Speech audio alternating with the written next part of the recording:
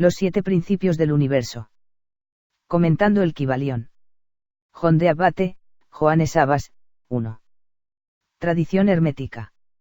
La tradición del hermetismo es milenaria. Se originó hace unos 5000 años en el antiguo Egipto. Se la atribuye a Tot, que los griegos conocieron con el nombre de Hermes y los romanos como Mercurio. A esta tradición se han sumado los aportes de muchos filósofos hermetistas durante estos 5000 años. Al leer los primeros documentos cristianos, llama la atención el lenguaje tan ligado a la tradición mistérica pagana. Esto es cierto, no solamente para la literatura apócrifa, sino también para los escritos de Juan y del mismo Pablo. Era evidente que el cristianismo, al competir en un cruce de culturas donde florecían varias formas del misterio, adquiriera el lenguaje de algunas de ellas. En el mundo cristiano del primer siglo encontramos, entre otros, los misterios de Eleusis, los de Osiris, los misterios de Actis, los de Serapas y, por supuesto, los de Mitra que van a ser competidos por el cristianismo. Estas escuelas de misterio se caracterizaban por una enseñanza, proveniente del Souter, de ahí el esoterismo, la cual era seguida por el discípulo o miste, después de una ceremonia de iniciación. Se dice que las iniciaciones eran en extremo rigurosas, para desalentar a los timadores.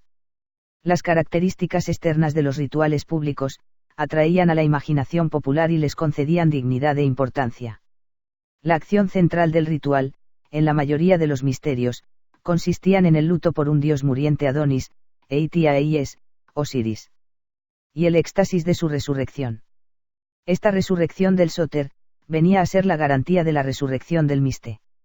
Estas escuelas de misterio eran agrupaciones pequeñas sin ningún nexo institucional que las uniera. El cristianismo, en cambio, desde que nace está constituido en una institución católica y universal, igual a universal. Otro tanto sucederá con el hermetismo, el cual resguarda principios éticos, dentro de una organización de alcance universal, aunque no religiosa. También de los misterios derivaron sus doctrinas Confucio, en la China, y Zoroastro, en Persia. Recordemos que los griegos obtuvieron sus bases culturales del Egipto. Jámblico lo consigna en su Historia Narrare que Pitágoras vivió con los sacerdotes, aprendió la sabiduría de los egipcios. Vida de Pitágoras. Las opiniones de los grandes hombres de la antigüedad, sobre los misterios, resultan interesantes. Así, por ejemplo, Sócrates nos dice a través del Pedón de Platón, que eran hombres de genio los fundadores de los misterios o secretas asambleas de los iniciados, quienes en las primeras edades del mundo, enseñaban bajo enigmas difíciles de comprender, cuán necesario era purificarse antes de descender a las regiones desconocidas, para no ser precipitados en el abismo. Porque solo a los exentos de las impurezas del mundo, les era permitido gozar de la presencia de las divinidades. También decía Sócrates que era una dicha ser admitido en los misterios, porque al morir se tenía por cierta la inmortalidad. Por su parte, Séneca, comparando la filosofía a la iniciación, dice que las ceremonias sagradas eran solamente conocidas por los adeptos, si bien algunos de sus preceptos eran también conocidos a los profanos, como el de obrar bien por conocer las penas y recompensa de una vida futura. Virgilio se preocupa por el lado moral de los misterios y de las ceremonias místicas de los iniciados en estas palabras: enseñaban a practicar la justicia y a venerar a los dioses, recomendando a los hombres a una virtud de la cual dan ejemplo. El modelo griego de los misterios fue el más estructurado. En Grecia, más que verdaderas religiones mistéricas, fueron escuelas de misterio. De ahí el hermetismo derivará mucho de su estructura racional y de su forma de enseñanza, pero sin la fuerte connotación religiosa que tenían las escuelas de misterio. Porque aunque la filosofía hermética parte de Dios y de la creación del universo, su desarrollo se dirige, más bien, a los procesos de la evolución humana. Para el hermetismo, Dios es incognoscible. De ahí que, con frecuencia, se le llama la ley o el gran desconocido. La literatura clásica de Hermes la llama nous, que quiere decir mente. Así, el problema se resuelve igualando a Dios a la mente universal que, de acuerdo con el primer principio hermético, es la fuente de todo, el todo es mente, el universo es mental. Esos dos aspectos, el hecho de que Dios sea dado por sentado y que el esfuerzo del hermetismo se centre en la evolución del hombre, como un proceso personal, hacen que el hermetismo sea una escuela de misterio laica, dirigida al despertar de la conciencia. Resulta interesante comparar la tradición mistérica pagana con el hermetismo. Por ejemplo, las escuelas mistéricas basan sus procesos en la fe, mientras que el hermetismo los basa en la experiencia. Así, en la época de Cristo, las escuelas herméticas, llamadas entonces neoplatónicas, van a influenciar poderosamente algunas derivaciones del cristianismo como, por ejemplo, la gnosis. Fueron los grupos gnósticos, judíos cristianos con fuertes influencias de la cábala y del hermetismo. Pensaban estos gnósticos que la experiencia era más importante que la fe, la cual era sostenida por la ortodoxia cristiana, como un don del Espíritu Santo. Los gnósticos no deseaban depender de la tercera persona, sino que querían tener la libertad de vivir experiencialmente el cristianismo. Tal una de las muchas influencias del hermetismo sobre la gnosis. Las escuelas de la antigüedad basaban sus enseñanzas en la lógica, retórica y gramática, llamado el trivium. De alguna manera, todos los aspectos de la cultura calzaban dentro de esa concepción tripartita. Hoy día, el hermetismo moderno se mueve dentro de la ciencia y el esoterismo, como factores opuestos y complementarios. Sabemos que la ciencia se ocupa de todo lo que se cuenta, se pesa y se mide dentro de una tendencia cartesiana. Pero los hermetistas creemos que las cosas más importantes de la vida son aquellas que no se cuentan, no se pesan, ni se miden, como el amor, la autenticidad, la serenidad, la compasión y la alegría. De ahí que, en la mente del hermetista, las ciencias de la materia y del espíritu, sean opuestas y complementarias. Por eso el hermetista se ocupará de ambas. En el encuentro entre el cristianismo y el mitraísmo, el primero resulta vencedor. Dos factores principales influyen en ese triunfo: el carácter universal de la doctrina cristiana y el hecho de que el cristianismo sí acepta a las mujeres en su escuela de misterio. A esto se añadirá el advenimiento de un primer emperador cristiano. Cuando Constantino se convierte, el cristianismo será la religión oficial de Roma. Y, en contraste con la antigua incorporación de las religiones de los vencidos y de la laxa tolerancia religiosa de los romanos, ahora el que no es cristiano es el perseguido. El antiguo dicho de los cristianos "el que está con Dios está con nosotros", se convierte en "el que no está con nosotros no está con Dios". Por el momento el hermetismo, con diversas vestiduras, entre ellas las del neoplatonismo, una escuela filosófica y no una religión, escapará a la persecución. La vitalidad de las creencias paganas, durante el primer siglo, se ve muy bien cuando en Listra, Bernabé y Pablo son confundidos con Zeus y Hermes. El año 396 fue el final de los misterios de Eleusis, código de Teodosio, 16, 10, 13, y en el año 399 fueron destruidos los templos de Campaña, código de Teodosio, 16, 10, 16. Pero los misterios no resultaban fáciles de erradicar.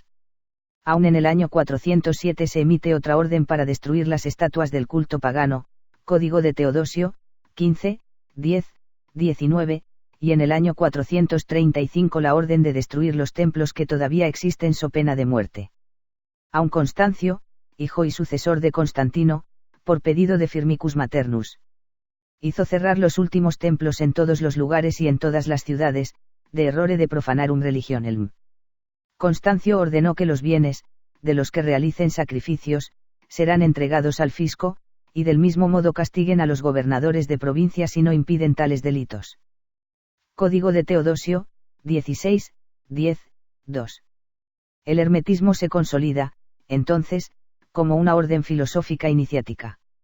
Su ideal de desarrollo del ser humano, se sintetiza, por esos tiempos, en 9 proposiciones fundamentales.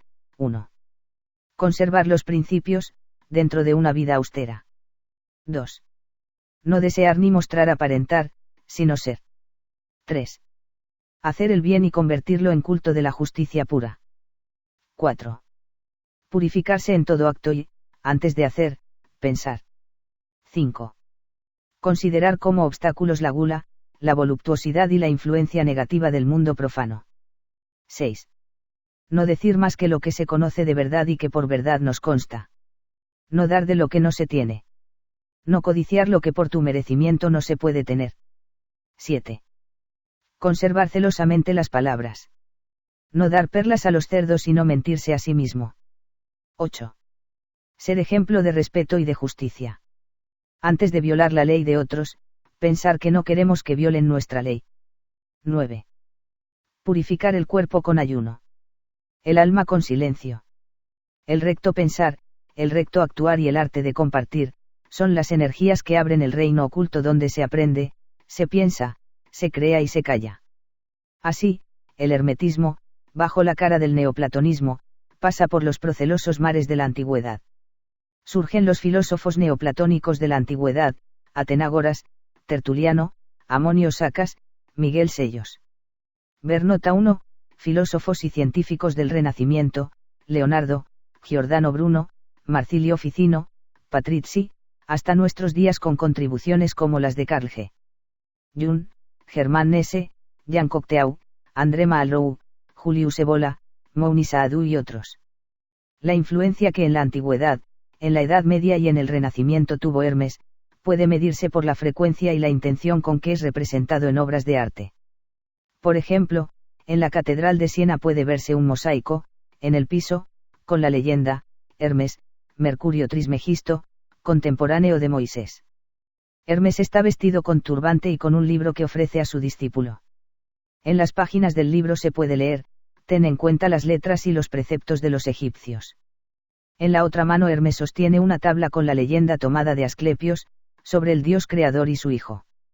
Esta muestra de paganismo, en una catedral católica, enseña el grado de influencia que tuvo el hermetismo durante el Renacimiento. Marsilio Ficino, 1433. 1490, fundador de la Academia Platónica de Florencia, fue el que, a petición de Lorenzo Medicis, tradujo del griego al latín los textos de Corpus Hermeticum, 1463. Lorenzo apremió a Ficino a traducir a Hermes antes que a Platón. Esto trajo la popularización del hermetismo entre artistas, filósofos y científicos del Renacimiento. Hoy, gracias al descubrimiento de la biblioteca de Nag Hammadi, sabemos que algunos de esos textos existían, por lo menos, desde el primer siglo de la era cristiana. El hermetismo viene a enriquecer la visión del mundo renacentista en el sentido vivencial, pragmático. Al mismo tiempo es una concepción espiritual y alentadora del hombre, donde todo lo que es legítimo resulta aceptable. Esto ocurre en un momento donde la transición de la Edad Media, densa y prohibitiva, debe dar paso a otra época fluida y permisiva.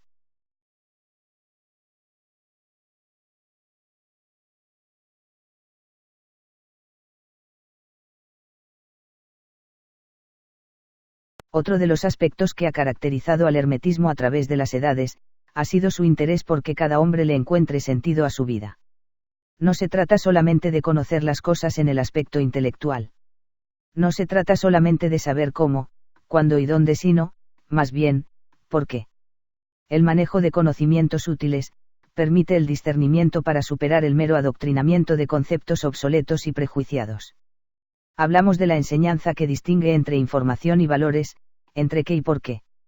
A un otro aspecto que caracteriza la enseñanza hermética y que debe de haber calado hondo en el Renacimiento, es la idea de las polaridades manifiestas en este mundo dual. La concepción del triunfo del hombre como algo formado de dos partes, los contenidos interiores del espíritu y la psique y los del mundo exterior, como partes necesariamente complementarias. Esto le permitía a los espíritus inquietos del Renacimiento, volcados hacia la gloria vivida de lo griego, aunar los poderes de lo espiritual y lo interno con un mundo externo vital y placentero. Esa dualidad operacional, fue desarrollada por Descartes de una manera muy diferente. En Descartes, el énfasis de la dualidad es la diferenciación. En el hermetismo es la integración. Para Descartes, la totalidad es igual a la suma de las partes. Para el hermetismo la totalidad es producto de la interacción de las partes. Tal vez, una de las razones por las cuales los textos herméticos han conservado su actualidad, a través de las edades, es porque giran en torno al hombre, su naturaleza, sus inquietudes, su poder y su gloria. Temas como la destrucción del planeta por el hombre, su torpeza en el manejo de la tecnología, su necesidad de afecto y trascendencia, los nexos entre todos los niveles de la realidad, los conceptos de universalidad e interconexión de las leyes físicas y espirituales, el énfasis en la meditación como el nexo ideal entre el hombre y la totalidad. Todos estos aspectos anticipan los hallazgos y aspiraciones de la ciencia moderna, unidad de las leyes, influencia del observador en lo observado de la física cuántica, de la psicología, individuación según la psicología profunda o de los nexos en la psicología transpersonal, y de grandes maestros espirituales de Occidente, Miguel de Molinos, Meister Eckhart. No hablo de vagas aproximaciones. Se trata de conceptos sólidos, a veces vertidos en proverbios como el que nos recuerda que somos custodios y no dueños del planeta y que dice, mand mundo servando. O como los claros conceptos de arquetipo o aún, la idea de individuación como el claro logro de llegar a ser en la mejor forma de expresión humana. Otro aspecto cimero del hermetismo, desde la antigüedad, lo constituye el uso inteligente de la mente. Ideas como el optimismo y la positividad. La confianza en uno mismo, la entrega, la perseverancia, el uso de programaciones mentales para establecer nuevos estados de conciencia, siempre constituyeron aspectos medulares de la enseñanza del hermetismo, dirigida al crecimiento total del hombre. En el hermetismo el hombre se siente henchido de la fuerza que la divinidad ha insuflado en él, y que lo capacita para abarcar, con el poder de su mente y de su espíritu, todos los niveles de conciencia. Me represento las cosas, no por la visión de los ojos, sino por la energía espiritual que derraman sobre mí las potencias divinas. Corpus Hermeticum. Será preciso que el hombre aprenda a manejar esa fuerza. El hermetismo es una reafirmación de la condición espiritual del hombre y de su capacidad para regresar a la fuente. Considérate inmortal, si abrazas con tu mente todas las cosas, habrás llegado a la mayor semejanza con Dios y entonces lo conocerás mejor. Corpus Hermeticum. Conceptos como estos fueron los que hicieron que filósofos renacentistas, como Patrizzi, pensaran que el hermetismo debía ser la filosofía que respaldara los dogmas de la Iglesia.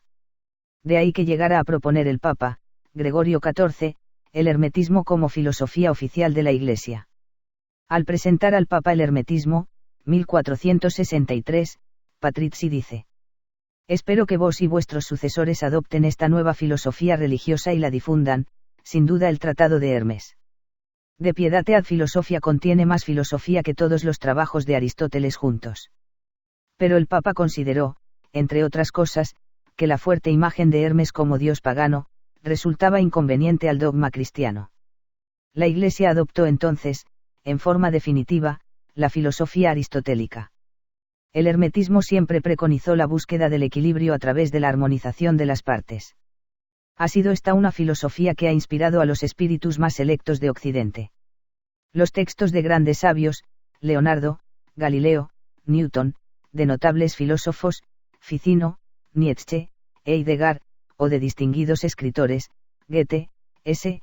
Jung, Saint-Exupéry, Malraux, han sido influidos por esta filosofía milenaria que, como el ave fénix, surge de sus propias cenizas renovándose en cada generación. Ciertamente, si nos olvidamos de que somos seres espirituales que pasamos por una experiencia material, viviremos en la ignorancia de nuestra realidad y de nuestro destino. Nos será negada, entonces, toda posibilidad de evolucionar. Porque para el hermetista enterado, la transformación es un proceso que debe involucrar, como evolución consciente, nuestra voluntad. De ahí la necesidad de la enseñanza y su relación con el conocimiento, que obtenemos al poner en práctica esa enseñanza. Esas dos coordenadas, enseñanza y experiencia, son la esencia misma de la tradición hermética.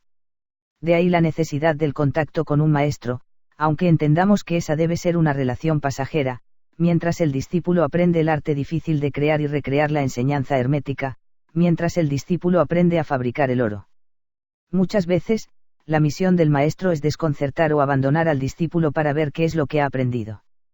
El problema de la enseñanza del hermetismo no reside en la transmisión de una enseñanza preservada en formalina. No se trata de traspasar, de generación en generación, un fósil de museo. El problema reside en tener la visión y la cultura necesarias para darle, a ese conocimiento, la actualización necesaria con la relevancia del aquí y ahora.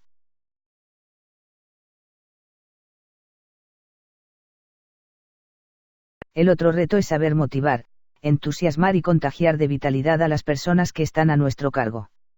Un coordinador es una dínamo que produce la energía necesaria para mover a su gente. Esa es la razón de existir de los montes o centros herméticos, verdaderos centros de energía, donde los hermetistas acuden a cargar sus baterías. Pero a su vez, los que asisten al monte llevan sus propias energías que, traducidas en pensamientos, interrogantes, inquietudes y trabajo de diversos tipos, nutren la dinámica de ese centro. En esta forma un monte es un núcleo energético donde un circuito constante, como un ciclo, mantiene viva la energía. La ventaja de esta manera de aprender es que no le postula, al hermetista, ninguna forma de vivir divorciada de su mundo o de su familia. El hermetista debe vivir dentro del mundo sin ser del mundo. Puede disfrutar de todo lo que el mundo ofrece dentro del recto pensar sin olvidar que su misión es trascendente. Una verdad grande, que no podremos olvidar, es que el conocimiento compromete. Pero el ciclo de nuestra formación no se cumple, hasta que no ayudamos a otros a crecer. Por eso decimos que la finalidad del hermetismo es la formación de maestros. No en el sentido de enseñadores, sino en personas que resuelven hacer, un mundo mejor ayudando a todos los que desean ser ayudados. Pero nada se logra sin disciplina. Ya hemos comentado, muchas veces, que la palabra disciplina tiene la misma raíz que discípulo. Pero la disciplina no es asunto de hombres solamente. La naturaleza está llena de ejemplos de paciente disciplina. De procesos lentos, perseverantes, formativos, de crecimiento, que finalmente se resuelven en lo maravilloso, en lo portentoso del fenómeno natural. Cualquiera que ha seguido en desarrollo de un embrión, desde los comienzos hasta su formación final, sabe de lo que hablo. La disciplina es la practicidad de hacer lo correcto para optimizar el logro. Es una medida de eficiencia, de productividad. Y la disciplina alcanza su verdadero significado cuando surge como autodisciplina.